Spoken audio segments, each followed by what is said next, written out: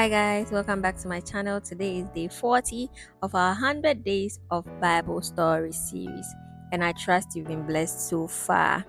Let me know in the comment section which story up to this point, day 40, has blessed you. Yes, short. Those of you that are not watching, hey, I leave you to God. Anyway, let's get right into today's video. So, reading Gideon's story, I realized that he was a man that was so unsure of himself. I wouldn't blame him so much because he considered himself as the least in his father's house, which was the case. And his father's clan was the weakest, his father's house was the weakest amongst their clan, all the clans. So you can just imagine how, like, his self esteem was down there, like down there.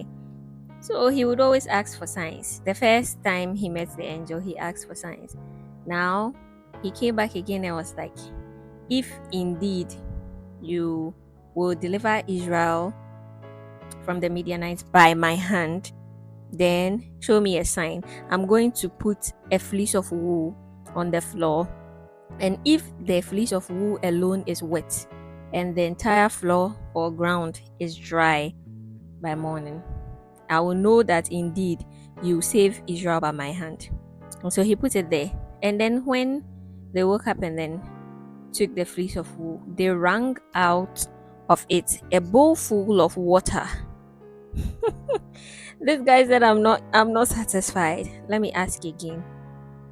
Came back again, said what? Don't be angry, but if truly, truly, truly I'm the one, then let the ground rather be wet and the fleece be dry. And when they came out, the dew had fallen all over the ground, but the fleece was dry. Then Gideon and all the men that were with him arose and encamped at the well of Harod, so that a Midian will be not what to them. Yes. So when the Lord saw this, he was like, the men that are with you are too many. If I deliver them into your hands, if I deliver Midian into your hands, Israel will claim that it was by their own might. So what you are going to do is that instruct them. If any man is fearful and cannot go into the battle, tell the person to depart and leave and depart from Mount Gilead. And so he did that. And when he did that, 20,000 men left. Can you imagine? So 20,000 men were there. What were they doing there? They left, and it was left with only 10,000 men. Still, the Lord was like, 10,000, they are still too many. Then the Lord told him that bring the people down to the water, and I'll show you what to do. The people I'll tell you to go with, you go with them. The people I'll tell you don't go with them. So when they came to the water, the Lord instructed and said that any man that will lap, like to drink the water, will lap like a way a dog would drink the water, set him aside. And any man that will go down on his knees to drink the water, set him aside. Now, when they got there were 300 men who drank the water, lapping at it like the way a dog will, but from their hands. So they fetched it, lapped at it. And those that knelt down to drink were the rest of them. So if there were 10,000 men left, you can do the maths. 300 out of 10,000.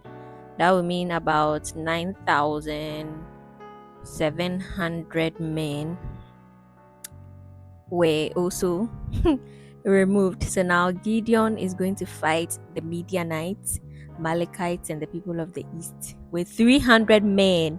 This one, however the battle will go, if it goes well for Israel, they can't claim that they won by their own might. So he took provisions and then sent away the rest of the men and retained the 300 men to go and fight with him in the battle against the Midianites. So now the Midianites, or Midian, was now in the valley away from him. Now the Lord told him that now he can go against them, for he has delivered the people into his hand.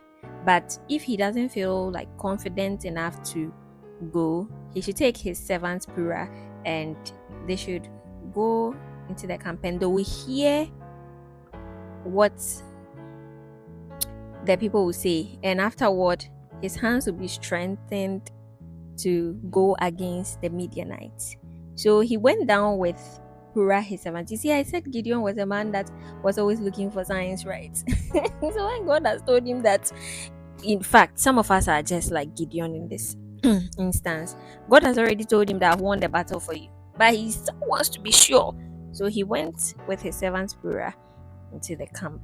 Now the people lying in the valley were numerous, like locusts, and their camels was without number, like the sand of the seashore. Hey, those are the people. So it's like Midian, the Midianites, Amalekites, and the people of the east.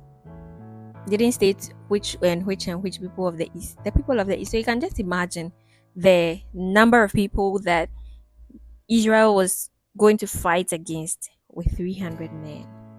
When they came into the camp, Gideon and his servant, they heard one man in their telling another man in their tent that he had a dream, and in the dream, a loaf of barley bread just tumbled into the camp and rolled to the tent and overthrew the tent. Then the other man told him that this is certainly about the man Gideon, a man of Israel, or the sword of Gideon, man of Israel, and into his hand the Lord has delivered the Midianites and the whole camp. Now when he heard the dream and its interpretation, he was refreshed, like, yes, I've heard what I came to hear. So now he worshipped, and then he returned to the camp of Israel and told them, arise, for the Lord has delivered the people into our hands. Then he divided the people into three, the 300 men. He divided them into three, and he put a trumpet and empty pitchers and torches inside the pitchers. And he said to them, look at me and do as I do. So whatever I do, you should do the same. When I blow the trumpet, I and all who are with me, you also do the same. So basically, anything I do, imitate it. Anytime they'll blow the trumpet, they should say, the sword of the Lord God of Israel. So Gideon had, you recall I mentioned that he divided the 300 men into the three companies. So Gideon had 100 men with him, and they came to the outpost of the camp. Now when they got there, they blew the trumpet and broke the pitchers. Remember, they put the torches in the pitchers. So they broke the pitchers, and then they took the torches in one hand and the trumpets for blowing in the other hand, and they cried out, the sword of the Lord and of Gideon. So these men stood in their places around the camp, and they blew their trumpets and shouted, the sword of the Lord and of Gideon. And guess what happened in the camp? The men rose up against each other. Throughout the whole army, throughout the whole camp, the army just turned on each other with their swords. The army decided to flee to Beth Acacia, but the men of Israel pursued them.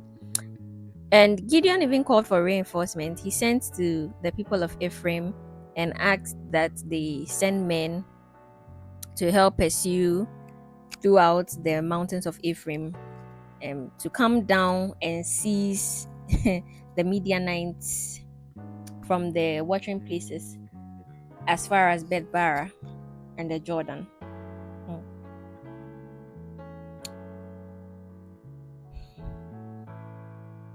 So they did, and they captured two princes of the Midianites, Oreb and Zeb. They killed Oreb at the rock of Oreb. I'm sure it was named after him. Well, let's move on. And they killed Zeb at the winepress of Zeb. They pursued Midian and brought the heads of the two princes, as Oreb and Zeb, to Gideon on the other side of the Jordan. Yeah. If you've enjoyed this story, let me know in the comment section below, and I'll see you in my next one tomorrow. Bye.